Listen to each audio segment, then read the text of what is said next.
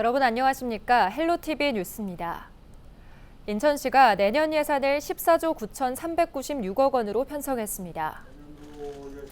이는 올해 예산 15조 368억 원보다 972억 원 줄어든 것으로 지난 2015년 이후 처음 규모가 감소했습니다.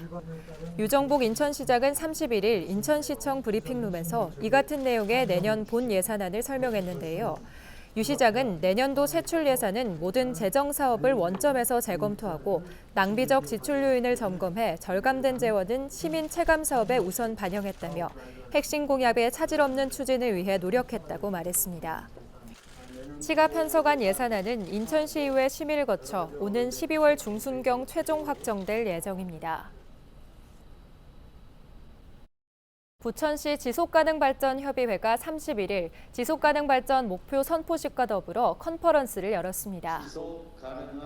부천시는 인간과 자연, 현재와 미래가 공존하는 지속가능한 부천이라는 비전 아래 4대 전략과 17개 목표 등을 중심으로 기본 전략을 수립했다고 밝혔습니다. 또 이를 토대로 부천시와 지속협은 지난 3월부터 7개월 동안 시민과 공무원 인식조사와 워크숍, 분야별 세미나 등을 통해 추진 계획으로 80개 이상 단위 사업을 선정했습니다. 특히 지속가능발전기본법에 따라 전략과 계획을 최종 확정해 선포식을 여는 한편 그동안 가톨릭대와 부천대 등 지역 4개 대학과 공동으로 진행해온 토론회를 종합하는 형태로 컨퍼런스를 이어갔습니다.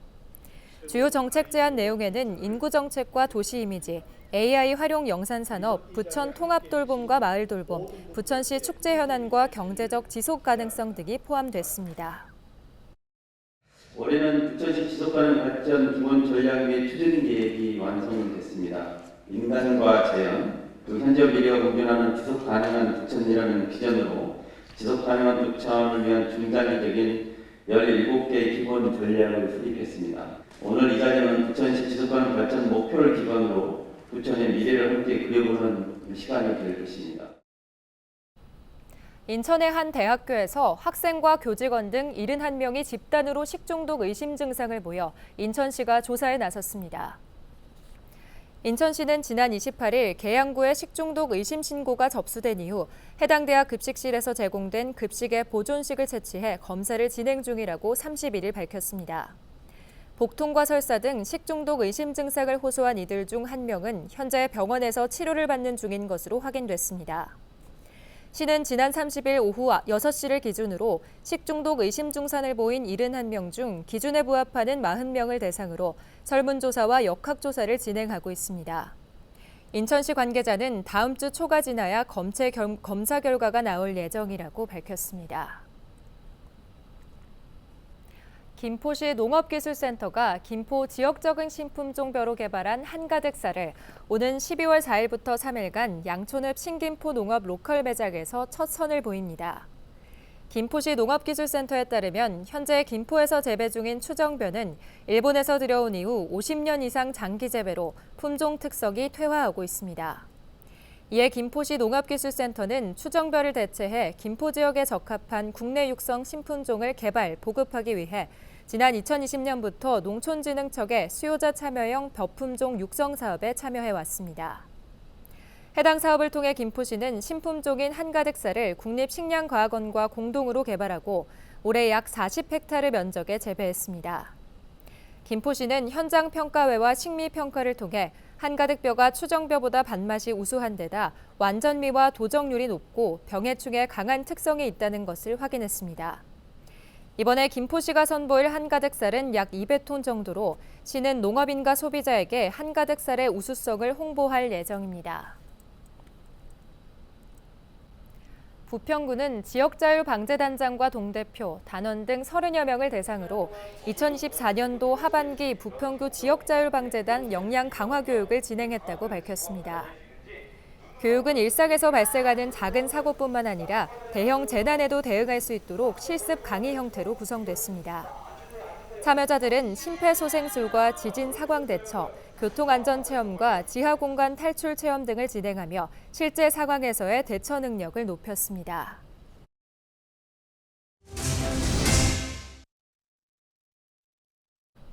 국토교통부는 지난 8월 노후 계획도시 정비 기본 방침을 공개하며 1기 신도시 이주 대책을 제시한 바 있는데요.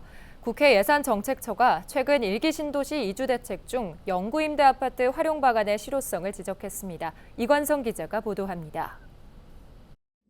국토교통부는 1기 신도시 정비를 위해 공공이나 민간, 임대나 분양 등을 가리지 않고 가능한 다양한 형태의 이주주택 물량을 확보하겠다고 밝혔습니다. 분양주택의 경우 이주주택으로 활용한 뒤 리모델링 후 분양하는 방안과 도심의 영구 임대주택을 고층으로 재건축해 이주주택으로 활용하는 방안까지 제시했습니다. 하지만 부동산 시장에서는 이 같은 이주 대책만으로 1기 신도시 이주 수요를 감당하기 어렵다는 시각을 보였습니다. 여러 가지 방안의 하나로서 공공임대나 유유부지 같은 것을 제시할 수는 있지만 이것만으로 모든 정비사업의 이주 수요를 감당하는 데는 무리가 있습니다. 결국에는 다주택자 규제 완화 같은 가능한 모든 사안들을 검토할 필요가 있습니다. 도심 영구임대 아파트를 고층으로 재건축해 기존 입주민들과 1기 신도시 이주민들을 함께 살도록 하는 방안은 또 다른 걱정을 키웠습니다. 기초생활수급자인 기존 입주민들이 재건축 기간 다른 곳으로 이주해야 하는데 기존 생활권을 벗어나면 주거 안정이 무너질 수 있기 때문입니다.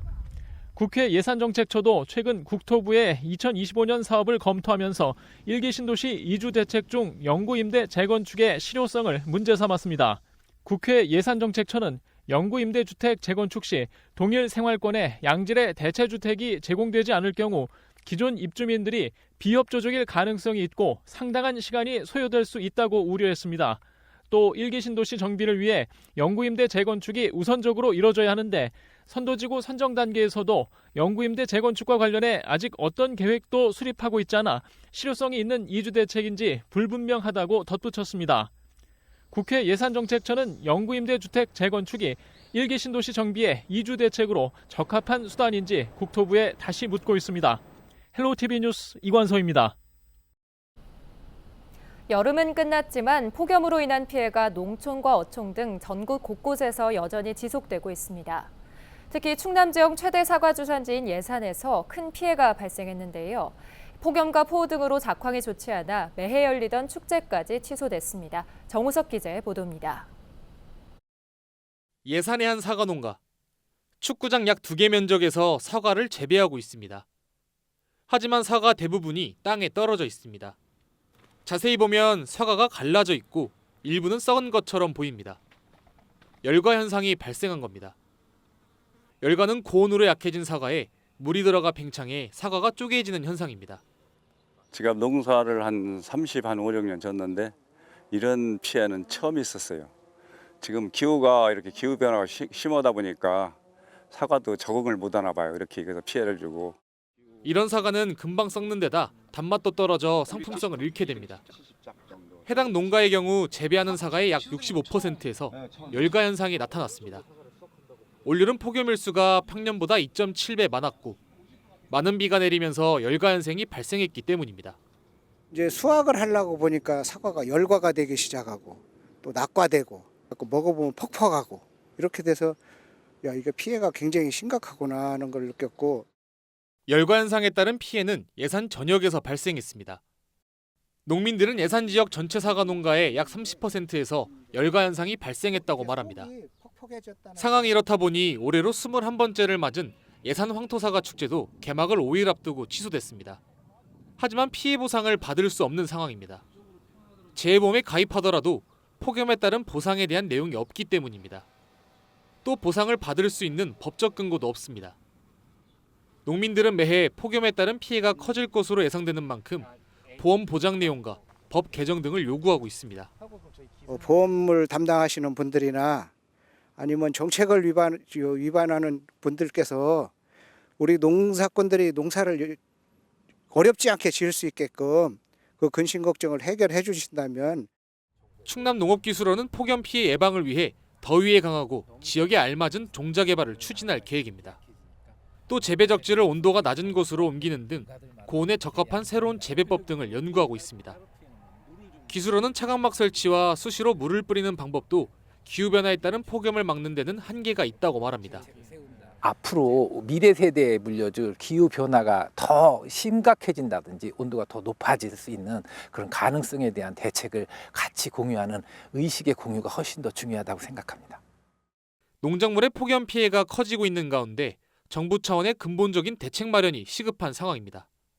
헬로티비 뉴스 정호성입니다.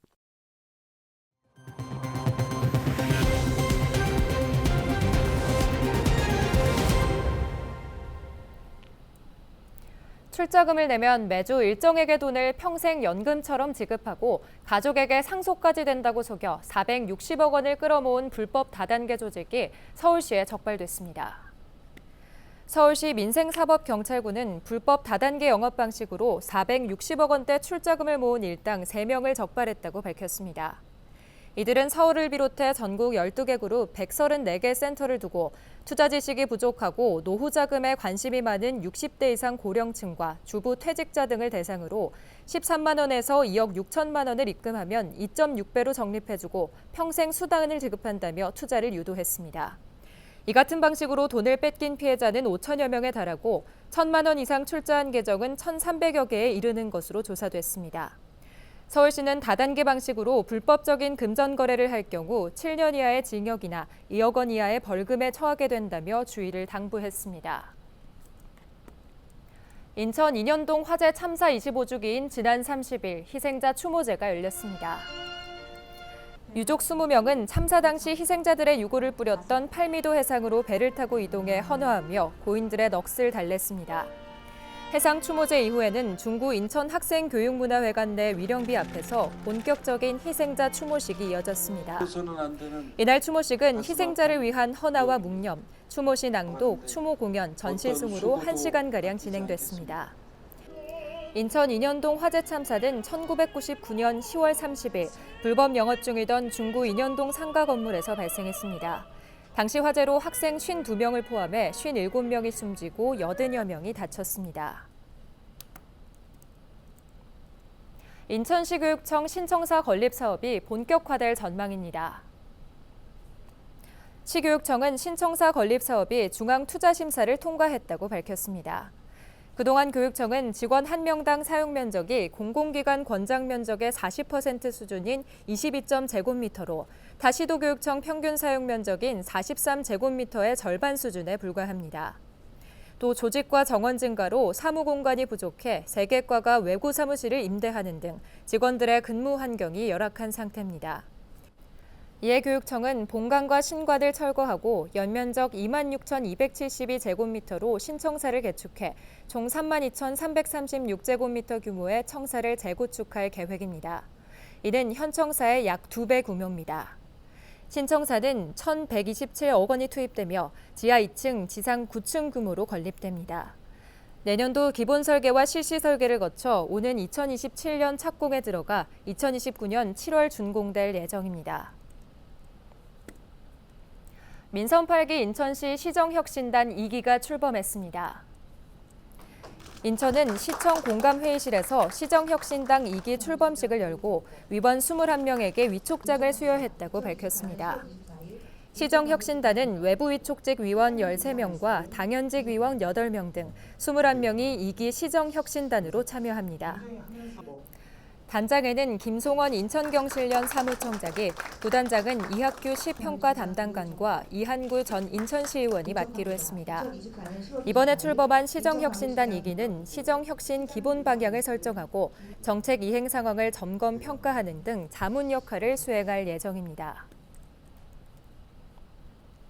경기도가 지난 10월 진행한 출렁다리와 스카이워크 안전점검에서 조치 미흡 사항 80건이 드러났습니다.